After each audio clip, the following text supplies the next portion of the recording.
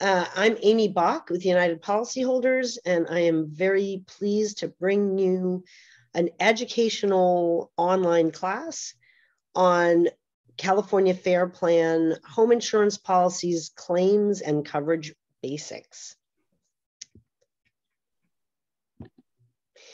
We are recording this today in English and in Spanish. So if you would like to hear it in Spanish, you're going to follow these directions. You're going to go down to your the bar, the long black bar that comes with Zoom, and find that little globe that's shown there, and you're going to click on it, and you're going to pick the language that you want to listen in. So whether it's English or Spanish, that's what you want to do now.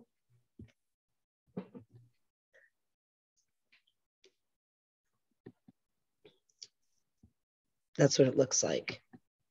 Okay, so there's me. I've been a professional insurance consumer advocate since 1984. If you have lost your home, which is usually why somebody would be watching something like this, or if your home was damaged and you're involved, you have a California Fair Plan policy and you're involved in the claim process, you may have seen or gotten a copy of a little yellow book, the Disaster Recovery Handbook. I'm one of the authors of that book. I've written a lot of the publications that are on our website. I'm one of the co-founders of the organization, and I have dedicated my work over my life since college to being an advocate for you, person who has bought insurance and needs to get everything that you paid for from that investment. So when I'm not teaching classes like this, I often will be working with public officials, state agencies to try to have the rules be fair so that you get a fair shake from your insurer. And in doing that kind of work, I've made some amazing friends over the years, including one of our speakers today, Tony Sigmarelli. Tony was a trained attorney. He's been working at the California Department of Insurance since 2007. He is very high up in the agency as a deputy commissioner. He, if you use the department's free services, of which there are many, if you call their hotline to get help, or you use their mediation program to resolve a dispute with an insurance company or an agent, he oversees the staff that will be helping you.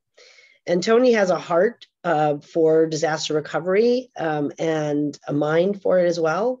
So a lot of the laws that are on the books now in California that make it a little easier, not that it's ever easy to recover from a wildfire, but that make it a little easier.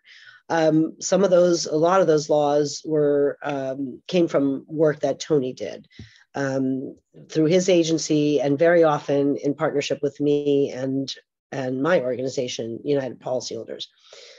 Another great friend I've made over the years, Corey Locke, also here as a volunteer today, just like Tony, to get you information, insurance news you can use.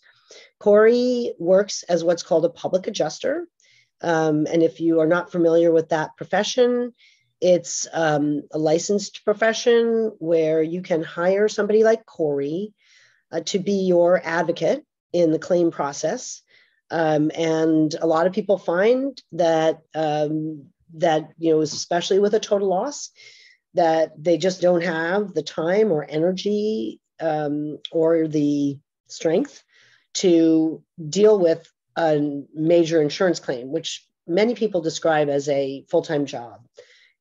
Setting up meetings and inspections at your loss site, figuring out whether you want to rebuild, buy, but most importantly, making sure that you get every dollar out of your insurance policy. Some people find it helpful to hire a public adjuster, and it has been our organization's privilege over the years to identify public adjusters that are a little bit of very ethical, very knowledgeable, and also have a heart. So this picture is of Corey volunteering at one of our events where called Checkup, where we were helping people who have not had a loss review their policies and figure out whether they needed more insurance or different insurance. So a little bit about United Policyholders. We're a charity, just like the Red Cross. Our job is to be helpful to people without charge. So our focus is on insurance, helping you understand the topic, understand what you bought and what it can do for you. And we've been doing this work for 30 years. We don't, because we want to keep an independent voice, we don't take money from insurance companies because we really want to be able to give you the straight scoop and also just to keep our independence. So our funding comes from donations and grants. And then volunteers. We have volunteers like Corey. We have volunteers or sort of partners like Tony, who have expertise and understand and appreciate what we are trying to do here, because we know how challenging it can be, especially when you've had a loss, to work with a big corporation and understand and navigate some of the paperwork requirements that they impose and the language that's very unfamiliar. So we're here to make things simpler for you, explain things to you, and give you guidance specific to this unique product that the California Fair Plan sells and your situation as a Fair Plan policyholder. We run 3 programs, and this program is that we're bringing you today is through our Roadmap to Recovery. And these are some of the entities that are funding us to bring you these services. Just a reminder that we're just here to give you general guidance, not legal advice. And that we don't endorse or warrant any of our volunteers or speakers. So if you were going to hire anybody, including Corey, just because you see him on a UP event, you still should always check references no matter who you hire.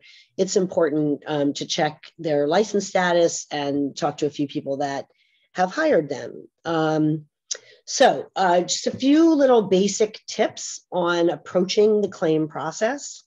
We talk about speaking up. And what we mean by that is to learn your rights, be proactive, present your request to the insurance company clearly and in writing, explain what you need, when you need it, and why you're entitled to it.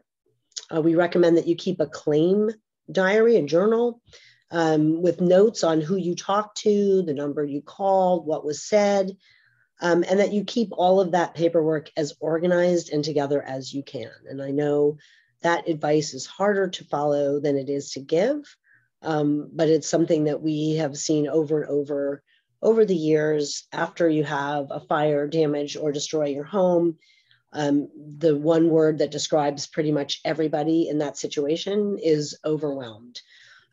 So, having whatever system works for you to keep track of your progress is very valuable.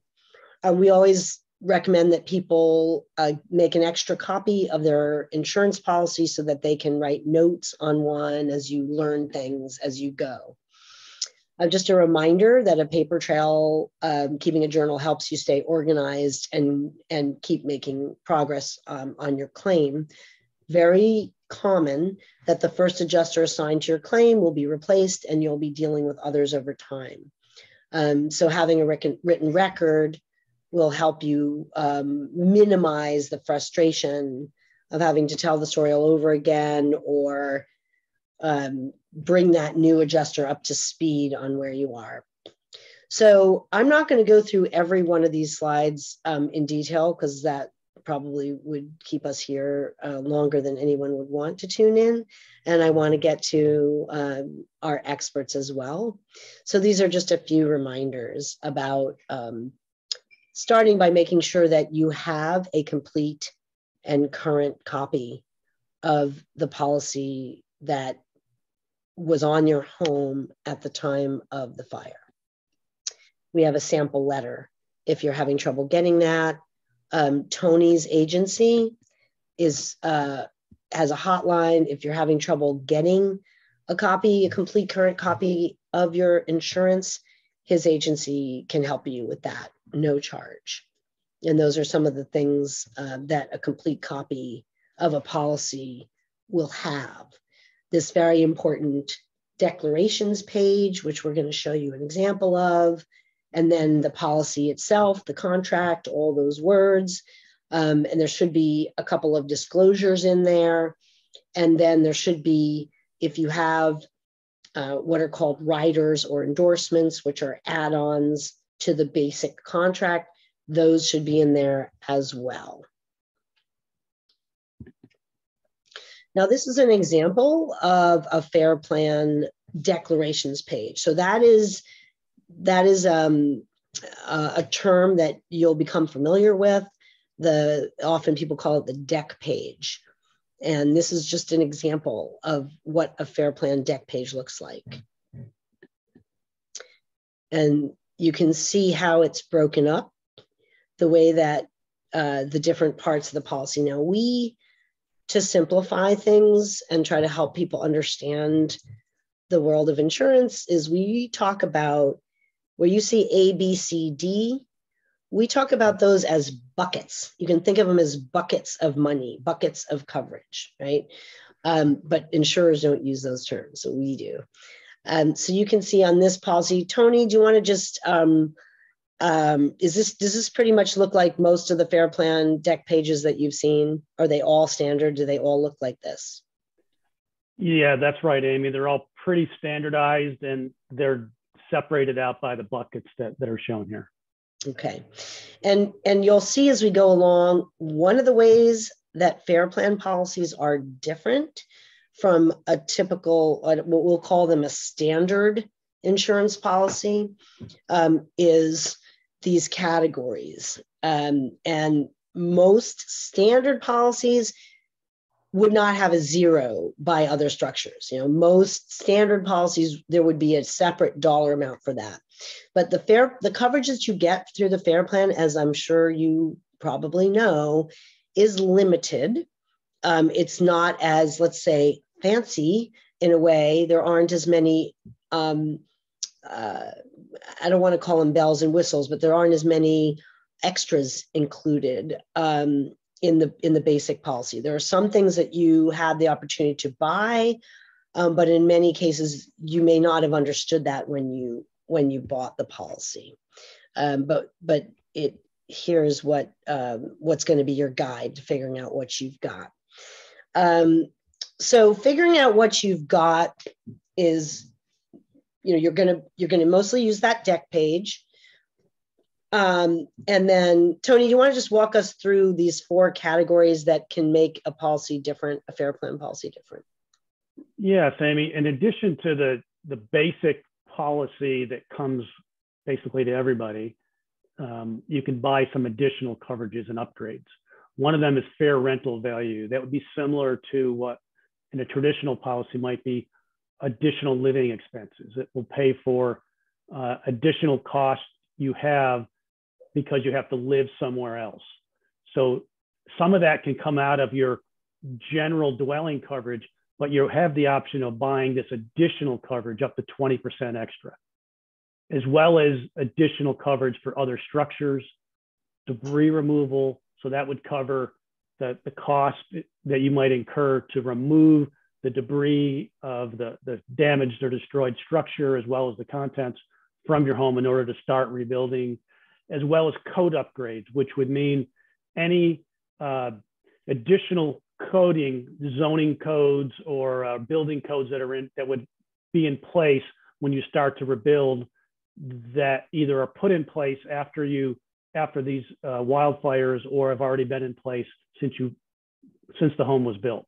So it would give you that additional coverage for those additional costs that you might incur for that. Yeah.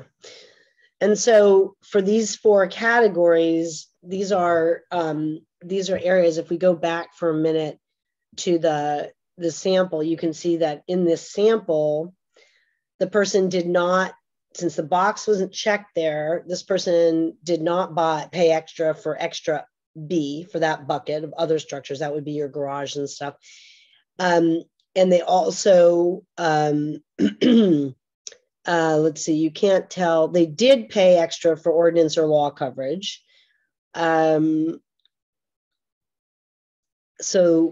that's how you figure out whether you paid or not for these extra things.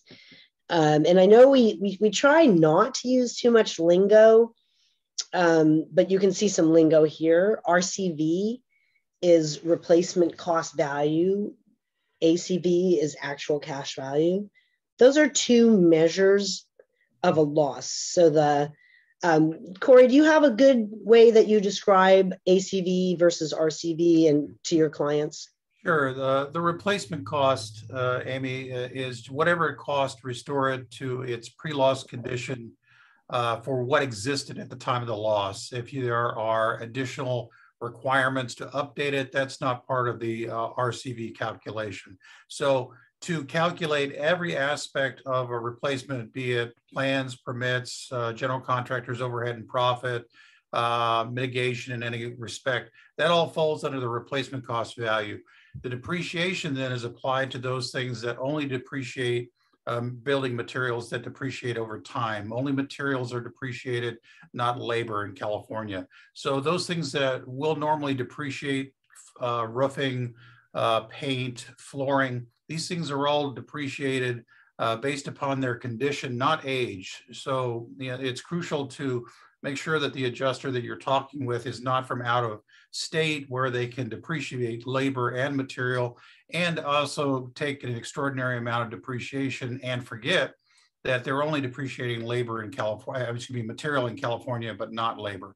And it's based upon condition, not age. And, that's a fine art of walking it there, whatever it is. And sometimes I found that some carriers or some independent adjusters, adjusting companies have a blocked out ability to make modifications to depreciation. It really depends upon who's coming out to look at your loss. So the depreciation is based upon condition, not age, and it only depreciates the items that should depreciate in a house. Cement is not one of them. Cement is around for hundreds of years.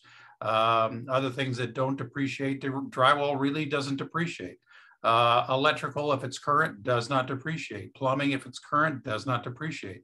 Those things that are all cosmetic, I would say, are those things that depreciate. So that's about as quick as I can tell someone what. No, that's very helpful. And as you can see, I've gone back to the declarations page so that you can see. So RCV, what it would cost to replace the item today or complete the work today at current prices. ACV is the depreciated value. What sometimes we talk about the Craigslist price or the used price, what somebody would have paid for something the day before the loss.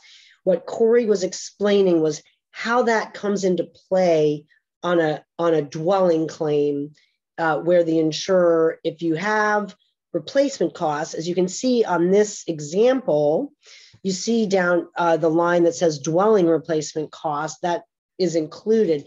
If it wasn't included, then this policy would only give the depreciated value of the home, which is of course not enough to put back the home. And that's where Corey was giving tips on how you can argue to try to bring that number up, because if that's all you're going to get paid, it's very important that you not get hit with unfair or excessive depreciation, which sometimes insurers will do. Similarly, this person has paid for personal property replacement cost. So again, this RCV, ACV applies both to your dwelling and your stuff. And this person has the better coverage, the RCV, the replacement value on both those categories. So that would be a good thing. But many people will find that they don't. that they only have ACV. So this is kind of I've highlighted some of the major differences between what a FAIR plan and a standard policy. And if you're a FAIR plan policyholder, and you are hanging out with other people who lost their homes and you're, around in your area, you may start to feel like, geez, boy, I'm disadvantaged, but there are a lot of people these days that have FAIR plan policies. And I kind of recommend trying not to listen to too much noise and just focus on what you have and maxing out what you have. But some of the things that are different that may make your situation different from somebody who's with State Farm, for example, is your loss of use, which is, you can't live in your home anymore. You've lost the use of that home, right? So you need another place to live. And so in a standard policy, they're going to peg what they give you. Well, your policy limits are always going to be what they give you, or that's going to limit what they give you. But the way they figure out how they dole out that money with a standard policy is they'll say, what will it cost you to rent a comparable place in size and location to what you had? That's the way like a State Farm would do it, or a standard insurer. The FAIR plan has a different standard. They call it fair rental value. And they're going to look at what your place would have rented for. Is there anything either of you guys want to say about that, Tony or Corey?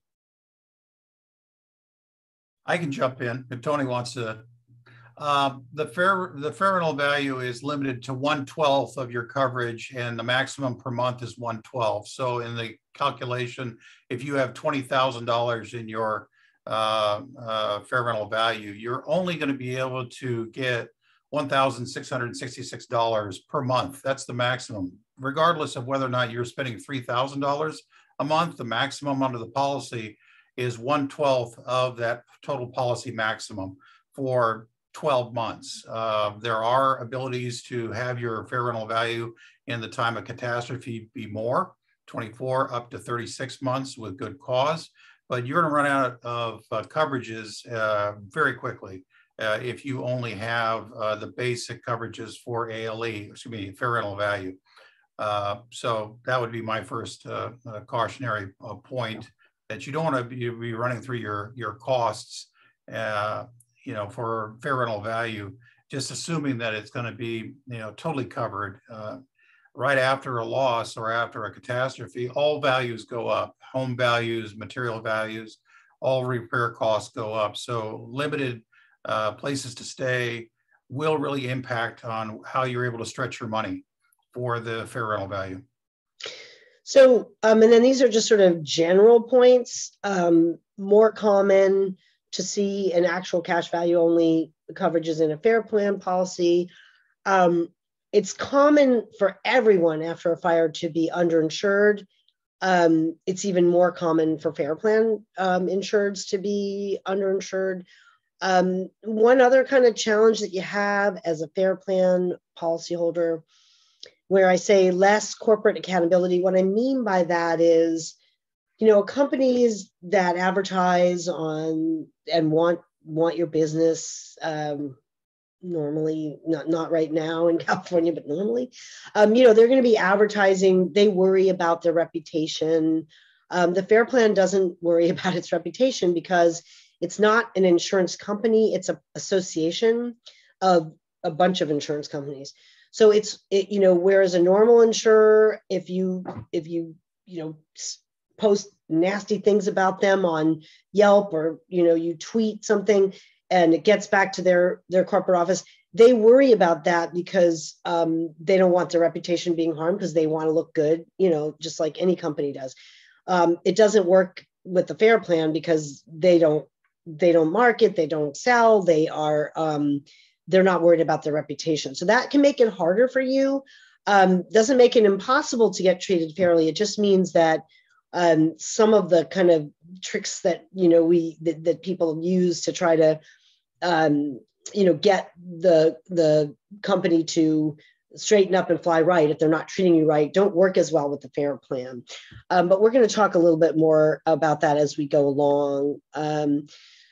So the dwelling, this is just language out of a FAIR plan policy. It's pretty straightforward. Anything that's attached physically to the dwelling is part of the dwelling. And then the big question for you, if you have a FAIR plan policy, did you buy a supplemental policy? It's not a big question because with a fire claim, it's covered. But it is helpful if you do have a DIC policy. It should, the limits on your dwelling should match, and it gives you extra coverage. Tony, I don't really know that a DIC is going to come into play in a fire claim, is it? These days, no, Amy. The older WRAP policies added some additional fire coverage to your FAIR plan fire coverage, but virtually all of the DIC policies today don't cover the peril of fire, and so they're not going to cover any of the claim over and, even if you're short on the FAIR plan coverage. Okay, so you can just forget about DICs for now, and just know that if you have one, that's extra protection for other types of losses that might hit you, including somebody suing you. So B, other structures, that's for your garages, walkways, outbuildings, barns, etc. And as you saw on that example, the example that we were looking at, they didn't have any extra coverage. So Tony, what happens if you don't have extra coverage for other structures with a FAIR plan policy? I'm wondering if maybe Corey has a better answer to this. Well, yeah. Go ahead. If you haven't opted for additional coverages, you're limited to your 10% of your coverage A under for your other structures. You can designate 10% of coverage A. So if you have $100,000 under coverage A, you can designate 10% of that to be $10,000 to cover whatever other structures you have. Under the FAIR plan policy, it does diminish your coverage A by making that option. By opting to cover your other structures with that 10%, you now only have $90,000 to handle whatever you need to with your dwelling coverage. So there is an offset. Rather than if you had opted for additional coverages, you can do both. You could have 10% for other structures plus all the additional monies you designated for other structures. I had a client that did exactly that because their dwelling wasn't intact, but everything else surrounding it, all around the house, was burned to a crisp. So it does come in handy to actually have designated additional monies for the other structures. Yeah. So if there is a check mark on your deck page next to B, then you have extra. Otherwise, the money for replacing those items comes out of what you have on your dwelling. So here's an example of the math that that Corey was just going through. Let's say your dwelling limit is 600,000, and the policy says that, and you didn't buy the extra, then you can use 10% of your dwelling coverage, which would be 60K, toward other structures, but it's going to reduce what you got for your dwelling. If you did pay extra, then you have that in addition to what you got for your dwelling. It just depends on what was sold to you. So Tony, FAIR plan folks can combine their other structures and their dwelling coverage if they need to, right? Yes, that's right. I mean, based on a recent law, if you are underinsured in rebuilding your primary structure and you do have additional coverage for other structures, you can use that coverage to make up the difference on your dwelling structure. And so you can combine those two coverages in order to make sure you have enough money to rebuild the primary structure. Right. Okay. Contents. This is just the basics on contents. We talk about, if you imagine taking the roof off and shaking you're turning your house upside down, everything that fell out would be personal property. And your maximum available coverage will be shown on your deck page. Depending on what you bought, you may have only the Craigslist amount of coverage, like paying for what somebody would have paid for it used. But if you paid extra for the replacement value, as the person in our example did, then you would get the replacement value. Again, this is where you look at the deck page and you look to see whether there's a check mark in the box to give you replacement value coverage on your stuff, your personal property. Fair plan policies, just like any other, often have limits on specific things, business property, plants, shrubs, etc.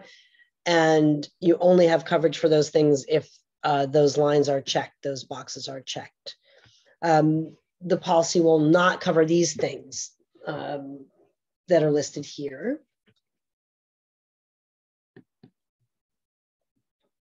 If you have a motorized vehicle, there's an exception. You can't claim your car. If your car got burned, you can't claim that under your home policy.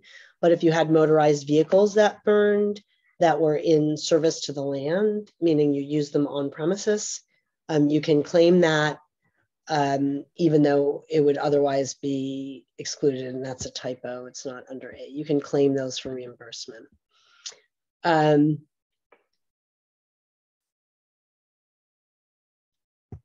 This is limitations on property. These are examples of things that are not covered. One of the most, the one here that really stands out to me is property not owned by any insured. And this happens a lot. If you have somebody else's stuff that you were storing, you can't claim that.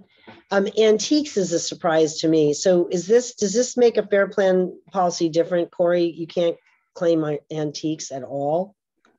I think collectibles are probably more the category that's looking to target. High excessive cost for memorabilia, collector's items. So long as you're not, excessively requesting, the most extraordinary Christie's cost of items, I think that you'd be able to submit these rather easily, just being whatever they are in your contents list. So I did see that in my recent read of the Fair Plan, you can request from Fair Plan to cover the property of others. That is within the language of the Fair Plan policy, but it is a specific request that you make to cover the contents of others. Oh. That is just my read. Tony may have a different take on it, but that would be my argument. I'm quoting the policy because I'm reading the policy. I don't think Tony has any argument with you there. Do you? No, I agree with that. So we talked a little bit about fair rental value being a little different from how we normally calculate loss of use. But Tony, California law requires now that in a stated disaster, declared a disaster, state of emergency, that the coverage has to be available to you for 24 months plus an additional 12 if you can show that there are reasons why you could not replace your home. That applies to a fair plan policy, correct? Yes, it does, Amy. But as Corey mentioned earlier, that you still have a policy limit for fair rental value. And so even if it is a declared disaster and you can expect that the rebuild process will go on for a long period of time, it means you're going to have to be extra careful in budgeting that fair rental value money as best you can so that it lasts as long as possible. Yeah. And I will throw in there that we're seeing a lot more people negotiating with their insurer a lump sum and then using that money to buy an RV, a nice RV to live in while they figure out what they're going to do. But again, that's something that has to be negotiated. So the limits do vary. I mean, Corey, you mentioned 1/12. Is that an across the board kind of a formula? It's according to what I read in the policy. It's 1/12 of your limits for fair rental value is available on a monthly basis. So what you're describing, a negotiated settlement, is likely possible if you've got probably a motivated adjuster who doesn't want to keep a file open to make a payment every month. So again, I think that introduces a whole nother level of expertise or finesse that, yeah, these things are all under, especially under ALE, that's negotiable. So long as you've got documentation, so long as everyone knows that it's going to be 12, 24, 36 months to rebuild, there is absolutely no reason that they can't cash you out with that understanding. Whether or not you have a motivated enough adjuster to recognize not wanting to keep their file open for the next 36 months, that's really a case-by-case basis. Okay, and then this talks about that you can elect to use up to 10% of your coverage A bucket for loss of fair rental value. So have either of you encountered that? I have not, no. Okay. All right. Yes, Amy, it's similar to the other structures and other things where you can take 10% out under your coverage A, but that then, as we talked about before, will reduce your coverage A amount to rebuild. But then you can also, if you purchase the additional fair rental value, you have that in addition, that 10% off of coverage A plus the additional amount that you may have purchased that's optional. Okay, so again, you can use some of your dwelling money toward your temporary rent, but it's going to reduce the amount that you have to replace your dwelling. So it's sort of a balancing act. And if you have high limits, that really pays off. So in your case of $600,000, your 10%, pushes your fair rental value another $60,000. Plus, if you did buy additional, then you're more likely than not to be able to house yourself over the long term and maybe economize your bill to make use of that. And just like Tony said, to budget appropriately for the long run. That's totally doable, if you are looking at high limits. Mm-hmm. So yeah, here's the 1/12 language that you were talking about.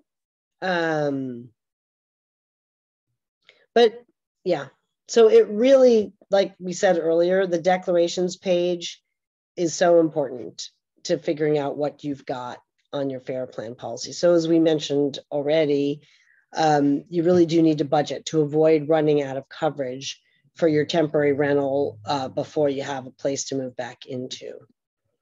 I like to tell clients to read their deck page and then read their policy in reverse, because if you read your policy in reverse, you're not bleary-eyed by the time you get to the real changes in your policy, because all the endorsements and changes are at the end.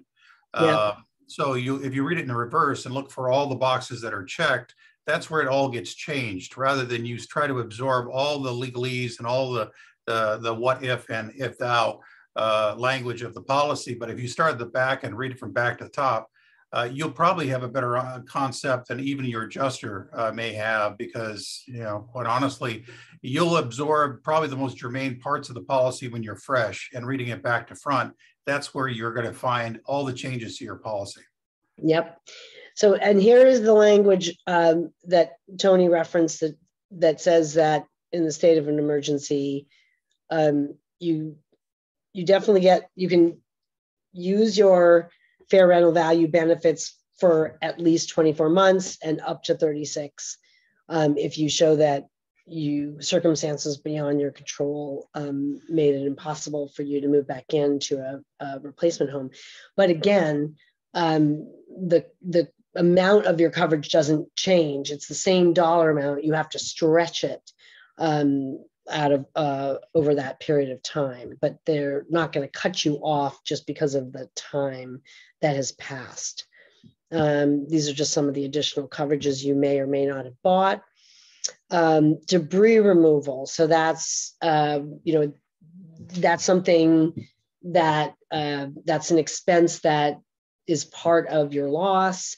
And same for all these other categories we've been talking about. It really depends the amount that you have depends on what you bought or what was sold to you. So if there's a check mark next to debris removal, you have some extra coverage.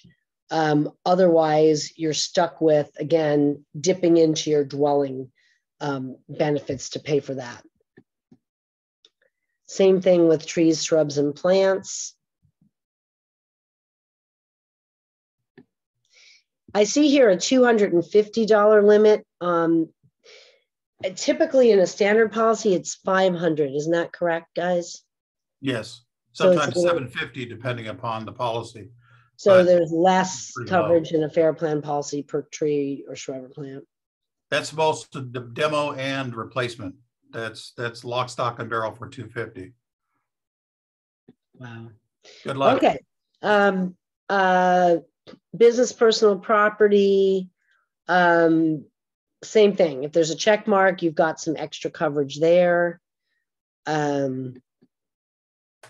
Smoke damage. So if you had a partial loss and you're still with us on today's class, you may know that the FAIR Plan has a slightly different definition than what you would find in a standard policy for smoke damage that they cover. The FAIR Plan came up with this language about if you can't smell it, if the average person couldn't smell it without special equipment, then it doesn't exist. And this is a very controversial, language, and there's litigation going on about it. And if you find yourself in a situation where the FAIR Plan is telling you they won't pay for smoke damage because their adjuster couldn't smell it, then you would definitely want to file a complaint with the Department of Insurance. We'll give you that information, and also you can get in touch with United policyholders, or at least go on our website and use our library. We don't think that should be an enforceable limit. So a couple of important points here about smoke damage to avoid a fight with your insurer or a cap on coverage. You should let them know as soon as possible after the fire if you think if you think your home has been smoke damaged. So Corey, I know this is an area you're very experienced in. So if you want to just kind of walk us through these 4 points about restoring smoke damaged property, that'd be great. I think the comment that I made in our conversations before about weaponizing your money is, I think it goes towards, you're going to be paid something, and it may take a while to be paid something, but it may not be exactly what's required. We're running into issues that the people that come and see your losses are not maybe the most trained people that are out there. They may be from out of state. They may have a lot of misunderstandings about cost. But when I say weaponize your money, it means that you're going to actually need to prove your loss, which is the requirement under any insurance policy. It's not the insurance company's obligation to prove your loss. That's your responsibility. So when I say weaponize your money, you need to take your money and understand that any more money, you're at 100% of zero unless you prove it. And when I say prove it, you're going to have bids. You're going to have actual proof that this is the actual repair cost. And what I tell people is that you're not going to be able to get a contractor to come out and just write you an estimate that's 100% of what it's going to take to restore your policy.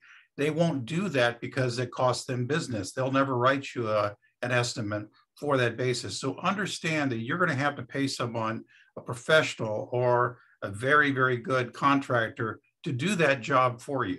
And that's just the way that you're going to get more money.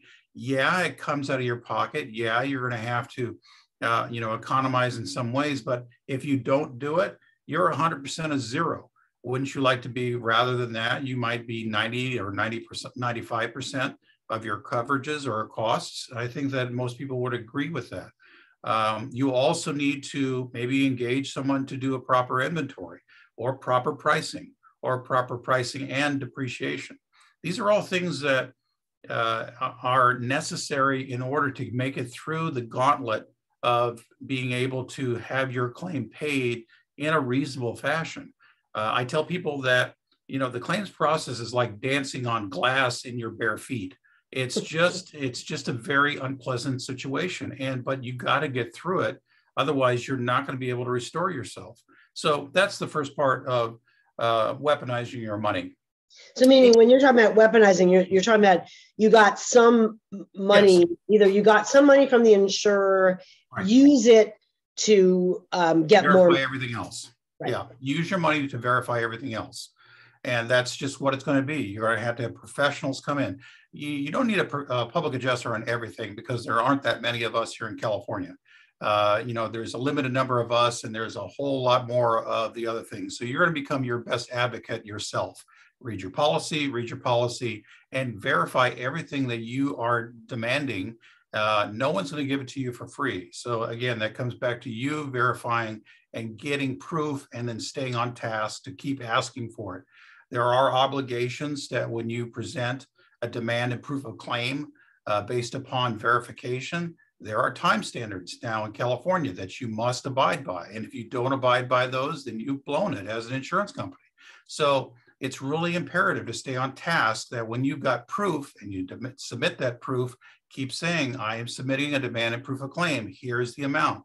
And it's been 30 days. Where are you at with this? That's part of your staying on task. And like you said, with your claims diary, that's the most important part. And that's when you win, when you stay on task and everyone else falls off of task because they're just too much to do and not enough time to think. So there are other issues about when the insurer refused to pay for testing. Guess what? You're going to have to go and get the testing done and then incur that cost because they're not going to do it for you.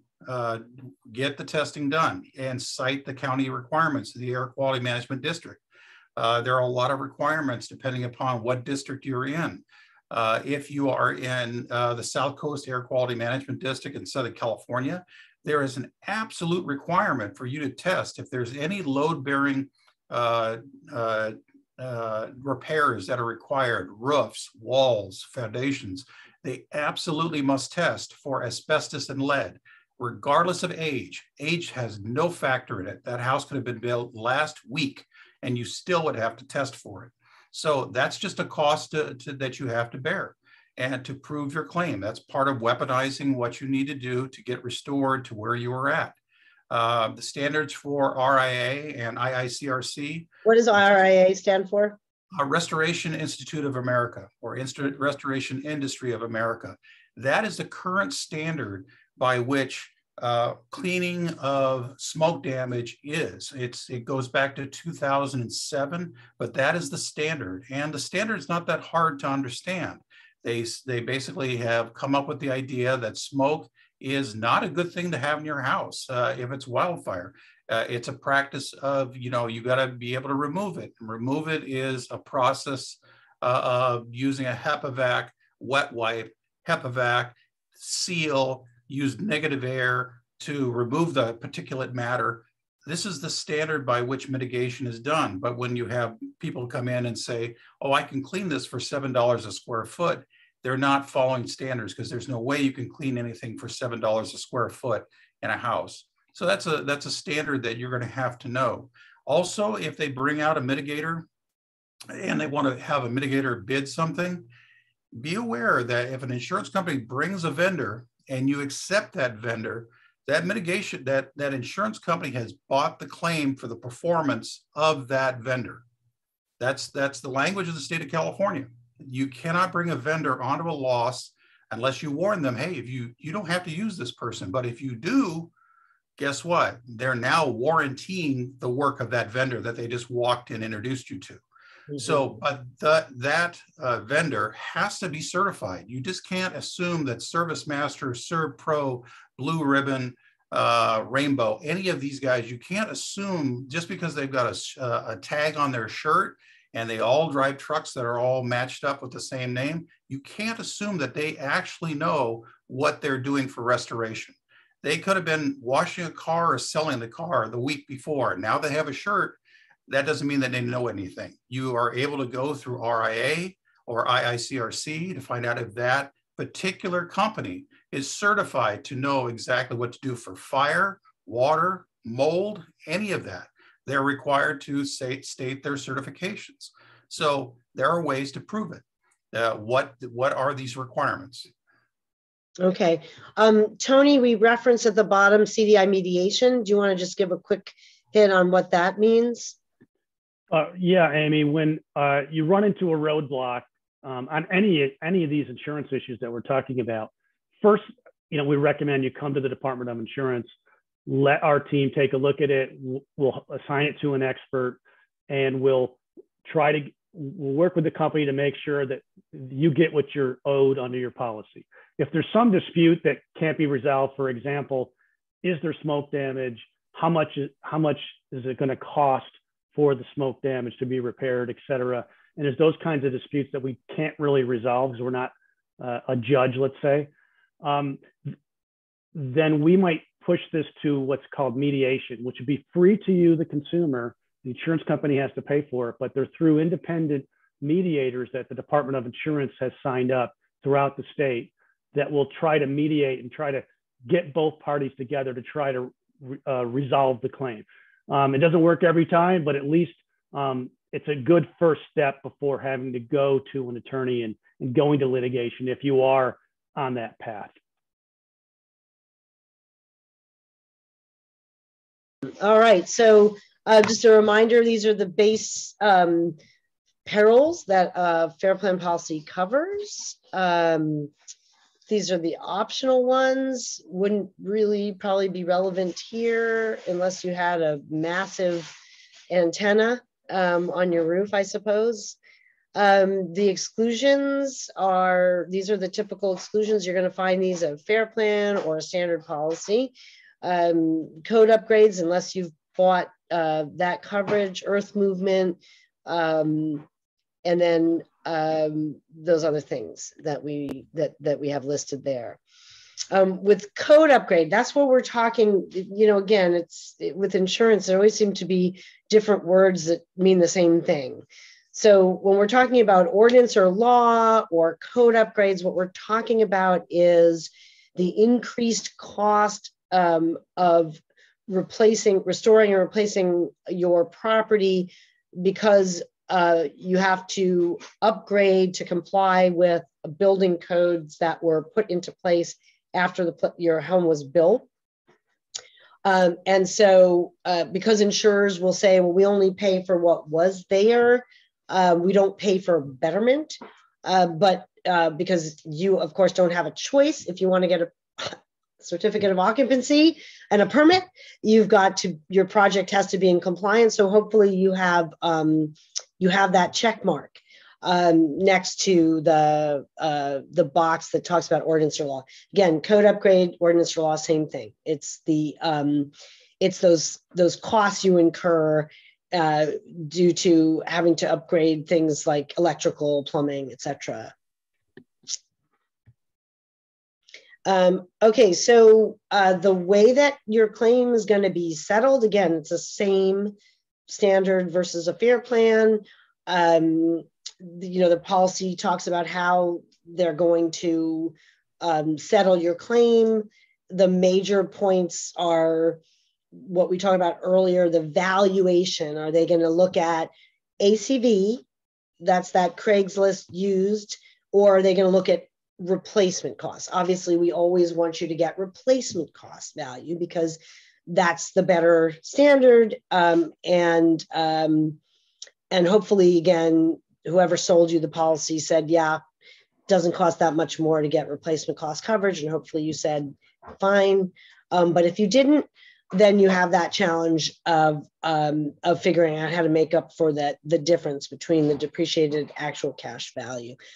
And the basic fair plan policy is actual cash value. Tony, anything you want to say about this particularly?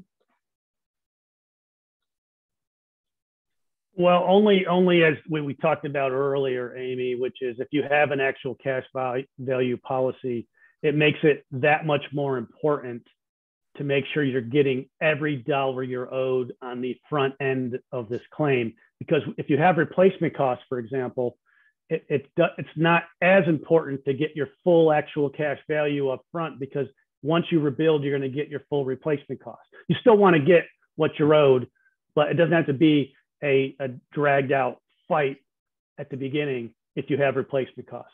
If you have only actual cash value coverage, and that's all you're going to get, you want to make sure that you're getting the full amount you're owed by the insurance company, that they're only depreciating, as Corey said earlier, the items that can be depreciated are not unfairly depreciating, and that sort of thing. So you just want to make sure that you're maximizing your payment on the front end. Yeah, and as Corey said earlier, when he was talking about, he was giving some examples of things that shouldn't depreciate. I think you said concrete, right, Corey? No, not concrete. Yeah, concrete does not depreciate. I've seen some carriers say electrical, as long as it's current Romex wiring, it does not depreciate. If you have PEX piping in your house, that does not depreciate. Doors, unless they're, really banged up, they don't depreciate either. Windows, if they're double pane windows, they don't depreciate either, because that's the current standard. Stucco, it can probably depreciate somewhat. Drywall, very little depreciation on drywall. Where you're going to see the major portions of depreciation are basically those frills to make your house what it is. That's paint, tile, even tile somewhat. Depending upon the tile, travertine does not depreciate for flooring. But if you got super old flooring that was put in 50 years ago, probably depreciation goes along with that. But again, not a whole lot. Also, cabinets. Cabinets don't depreciate really heavily as long as they're in good condition. And so it's just basically the extras that make it our home: painting, wallpaper, those things that depreciate. So you're not going to see a whole lot of depreciation. If you start seeing depreciation in the tens of thousands of dollars, then you got to hit too heavy. It would be unusual to see, from my standpoint, something in the realm of $65,000 in depreciation on a $250,000 loss. That just does not happen.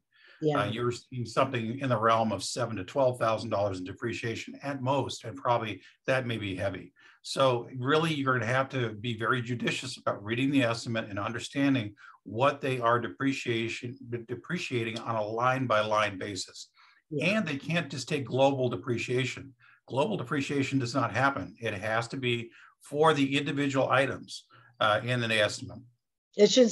I think you meant should not happen. Should not happen. Across the board depreciation should not happen. But that's that's why United Policyholders in our library, you'll find a publication called Depreciation Basics, and we go into some of this in detail and just as Corey's been doing, and the bottom line is because it makes dollar difference to you, right, in terms of how much money you get out of the policy. And the less depreciation, the more money you get. Okay, so hopefully you do have this option of dwelling replacement cost, but if you don't, you're gonna fight excessive depreciation. Same thing with contents, same exact thing, right? Two different standards of coverage. You may have one or the other. In either event, our goal is that you collect every dime that's available. Okay, and as Tony said, it matters in the long run more than in the short run if you have replacement coverage, because if you have replacement value coverage, whatever they pay you for ACV is temporary, and then you get to collect more. But if they're only ever going to pay you ACV, it really does matter how much they depreciated.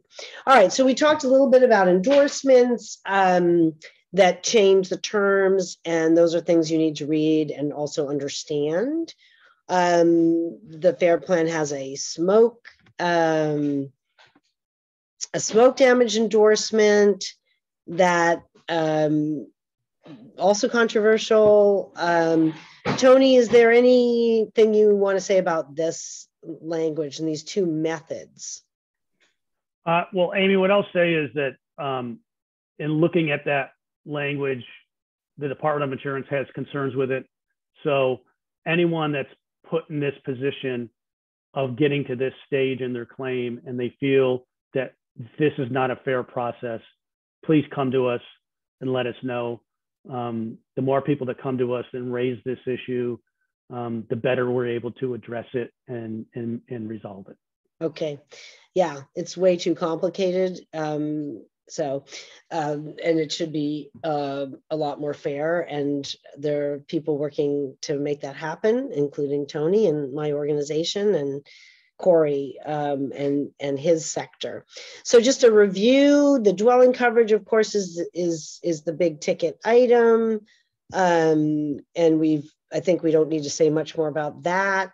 There are some laws that your adjuster may not know about, but this is the law on how depreciation is supposed to be calculated. Replacement cost less reasonable depreciation. We talked about this quite a bit. And the fact that you now have up to 3 years to collect your replacement cost benefits. And the fact that if you decide to use your benefits to buy a home instead of rebuild, that the insurer is not allowed to deduct some amount for the land under the house you want to buy. That is new law that a lot of adjusters don't know about, even though they should. As of July of this year, and again, these are some of the things that our friend Tony helped get into law, that you have a longer time to collect your benefits, more realistic time. And then this language here, insurers can pay for alternative remedies in lieu of ALE. Tony, is that kind of what we were talking about, like being able to use your fair rental value benefits to buy an RV, for example? Would that be considered an alternative remedy? Well, that would be one that the policyholder may want.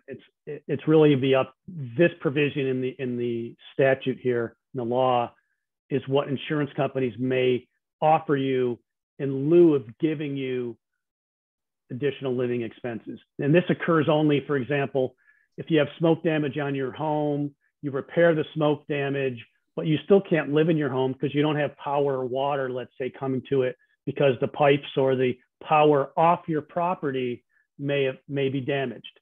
And so in the past, insurance companies would say, well, your home is not damaged anymore, so we're cutting off your additional living expense, or in this case, your fair rental value. This law now requires the insurance company, if the home is uninhabitable, to pay you for that home being uninhabitable if you just say you don't have power or water. But they can, as an alternative, supply you with power and water. For example, they can give you a generator. They could give you a water source so that you do have water. We believe it's going to be fairly rare where the insurance company does this, but that was one of the, I guess I would say, compromises in the law in order to get the law passed. And we don't expect it to occur very often, but it is there as an alternative for insurance companies to do. Okay. So those are some of the new rules. Your insurer is supposed to give you 4 months advance. Now, you can see that we're using the term ALE, additional living expense, which is more the standard policy term as opposed to fair market rental value. Tony, is there some friction with the FAIR plan about whether they have to provide 4 months advance of fair rental value?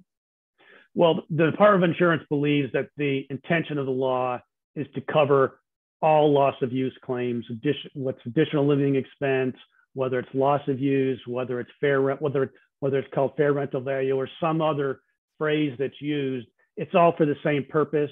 We believe that 4 months advance should be paid under the FAIR plan policy. And again, if you're running into that roadblock with your adjuster, come to us and let us take a look at that. Okay. Because we all, I mean, on the consumer side, we believe that it does apply, and that the FAIR plan should be advancing those funds. Okay, this is just a reminder of your rights and how your claim is supposed to be handled. As you can see, 40 days to pay or deny your claim gets extended all the time. In fact, insurers, on a total loss typically, or serious loss, we'll see people's claims being open for well into the 3rd year, very often after with the total loss. But basically, they should accept your claim within that period. And then, of course, they're supposed to respond to your communications within 15 days. Some of the things that your adjuster may not know if they're from out of state, we've been talking about these things. They should know about the Fair Claims regs. They should have offered you that advance. They should have offered you an advance of 1/3 of your dwelling limits to use. So, Tony, maybe you better explain this so I don't mangle it. Does the FAIR plan have to give their customers a 30% advance of their dwelling coverage? The 30%, and unfortunately, the law was written in a somewhat more legalese way, but the way it operates is this: this is for your contents coverage, for your personal property coverage. So the insurance company is required to pay you as an advance 30% of your dwelling coverage. So if your coverage A is $100,000 for your structure, they're required to pay you up to $30,000 for your contents without you having to do an inventory. Depending on, and if your limits are below 30,000, they only have to pay your limits for your contents. But if let's say your contents limit is 50,000, but 30% of your dwelling limit is 30,000, then you're going to get your 30,000 without having to do this 200-page long inventory. You can get the additional amount that's left in your contents coverage by doing the inventory, but then you're not obligated to do so. Right. Okay. So that's a little bit of some math confusion for you, but the bottom line is, as a result of these reforms, it's easier for you to get money out of your insurers early on, and that includes the FAIR plan. That would be the advance. That would be the advance, Amy, that I discussed. You're going to get money without having to provide an inventory, a sizable amount of money. You can take that monies that you receive as an advance and basically start proving your claim. And so, on my thinking in your example of $600,000 and assuming 65% of that, they had coverage of $390,000, 30% of $600,000 is $180,000 that they would have to hand you without any sort of contents list, an amount of money that you can now just take and get the rest of your claim proven. Yeah. And so when you were talking about weaponizing your money, you're thinking about that, you get Exactly. in advance, and you're right. So just a quick reminder about the best practices when navigating this territory is that putting things in writing much more than you normally would. Keeping it professional, trying not to vent, on your adjuster, even when they're behaving. If you feel they're behaving unprofessionally, you document that in writing, rather than just kind of going toe to toe with them. Having the insurance company think of you as a force to be reckoned with, like that you're, not going to go away until you get a fair settlement is the goal here. And so to do that, we really recommend that when you send them letters and you communicate that, try to use good grammar, punctuation, try to bold and bullet point requests so they don't have to read, 5 pages, single space, that kind of thing. And also when we say promptly respond to letters and reasonable requests, what we're talking about is, it can get pretty frustrating dealing with an insurance company and their adjuster and all their rules, and it's normal to want to vent, but it's always a good idea to try to keep the white hat on, meaning like you're the good guy, right? So it's good to have, like, if the adjuster says, I need you to, I need you to give me a more detailed listing of the clothing that you claimed, from your upstairs, guest room or something, and you've already given it to them. Rather than writing back and rather than ignoring it or saying, you've already asked me this, you're harassing me, we recommend you write back a professional letter and say, if you have your journal, you have your records, on such and such a date, I already gave you this information, but I'm happy to give it to you again, just so that you're the good guy, and you're not blowing them off, right? You're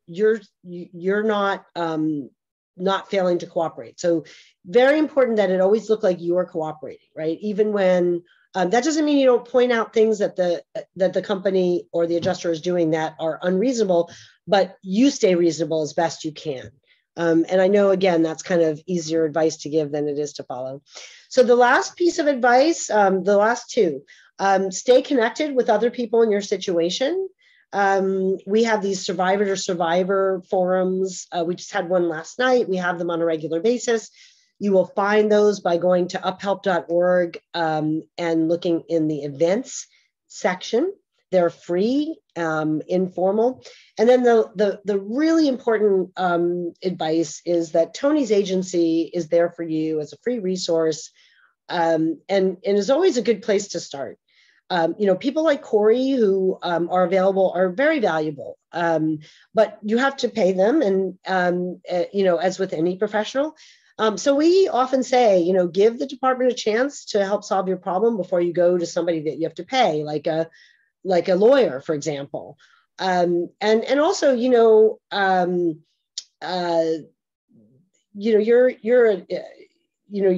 government is there for you, the department is there for you.